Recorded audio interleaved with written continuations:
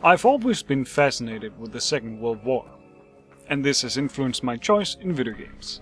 Games such as Medal of Honor, the first couple of Call of Duty games, Company of Heroes, and The Heat of War. Wait, what? The Heat of War is best described as a low-budget World War II shooter set in the Pacific Theater.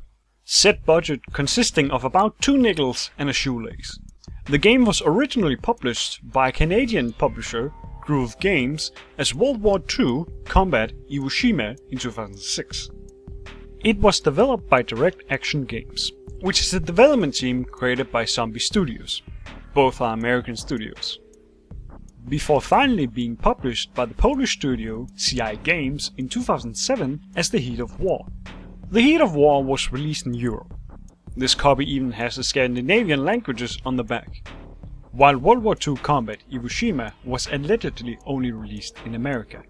That version of the game was released for the Windows and the original Xbox.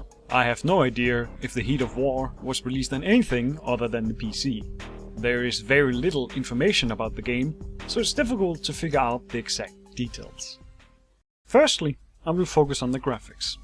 The game uses the Unreal Engine 2, which is known for games such as Bioshock and Killing Floor, to name a couple. Unreal 2 would be the most obvious contender for this example, but I don't own it. The game looks okay. It isn't anything amazing visually, but it's okay. At first glance, it might look acceptable, but the longer you play, the more bland and stale it gets. The environment looks quite bland and empty. While there is variation in the environment as well as time of day, the textures and a lack of lighting and shadows in most areas makes it look dull and forgettable no matter what. The shadows, when they are present, at least look nice.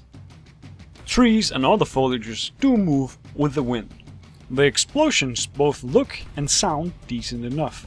The characters in the game look low poly and terribly textured as well. While they're not the best, they do still have some variation in enemy types.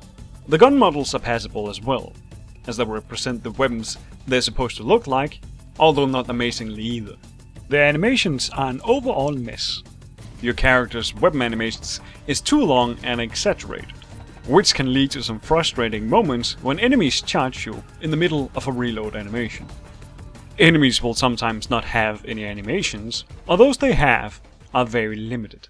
Next, I'll be focusing on the gameplay. The gameplay consists of the player moving throughout the 10 levels, completing objectives along the way while dealing with any enemies you might encounter. The player usually has to complete a set of objectives before an entrance to the next area opens. The levels are quite linear, and what little side routes there are usually only leads you towards a collectible which will unlock trivia history and war documentary footage.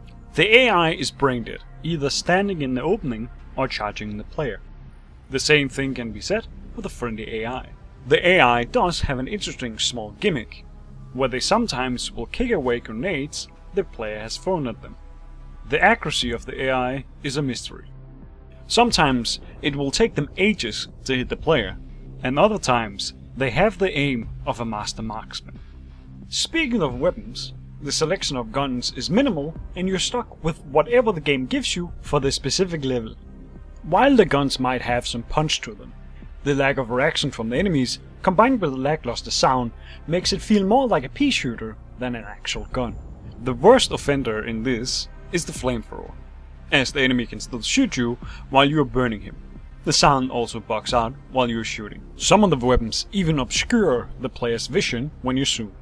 You have only a limited amount of ammo in each mission.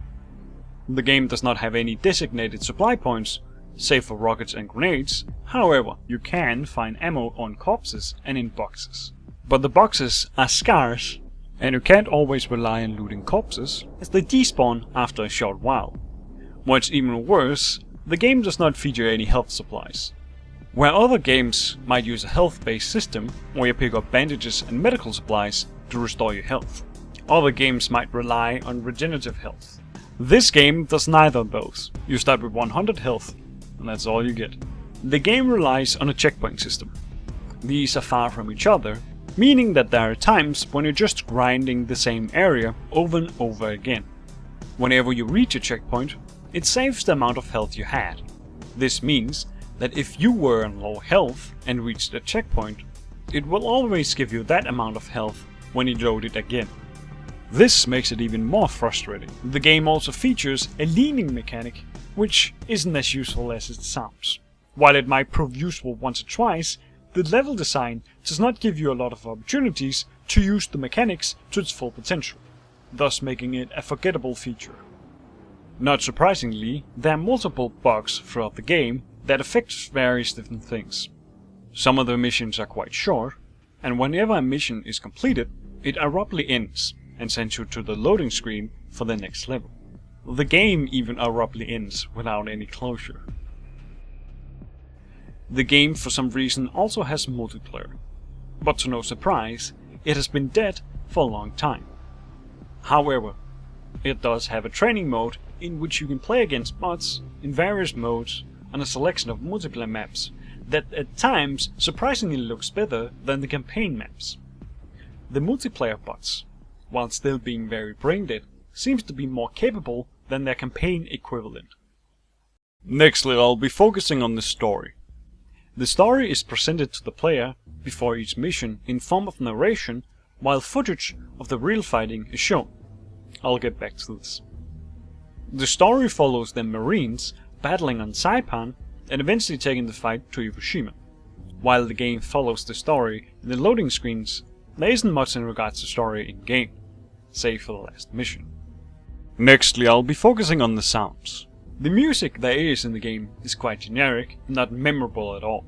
Most of the in-game music cuts in and out at random, as well as loop quite frequently, making you appreciate the silent moments.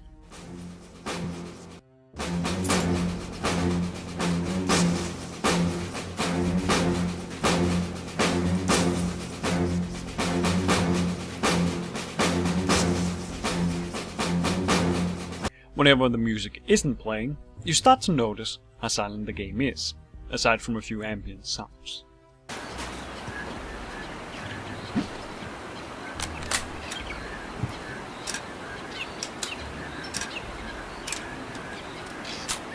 The guns sound flat and lack any punch.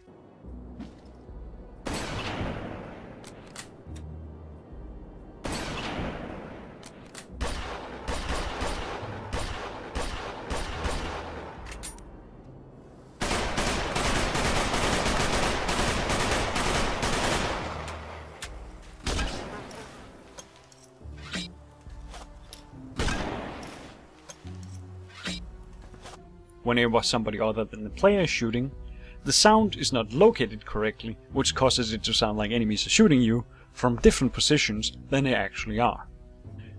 During firefights, some sounds can even downright disappear. This is most likely due to the fact that too many sounds are being played at the same time.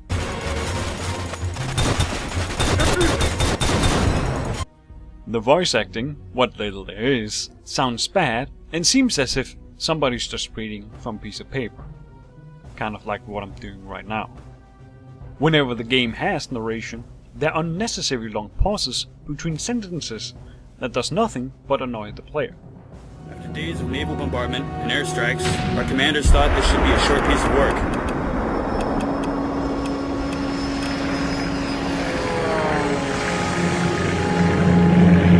But of course, now reports are coming in from the first wave. Whenever the narration has finished, it will loop and start the moment the previous narration ended. Surprisingly, the game features what I can only assume are Japanese voices.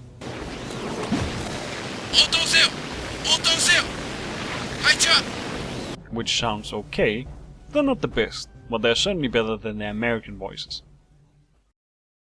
In conclusion, The Heat of War is a buggy and unenjoyable attempt at a game which is never worth playing. If you want a better World War II FPS, buy Medal of Honor, Allied Assault instead, or Call of Duty World of War for the Pacific Theater.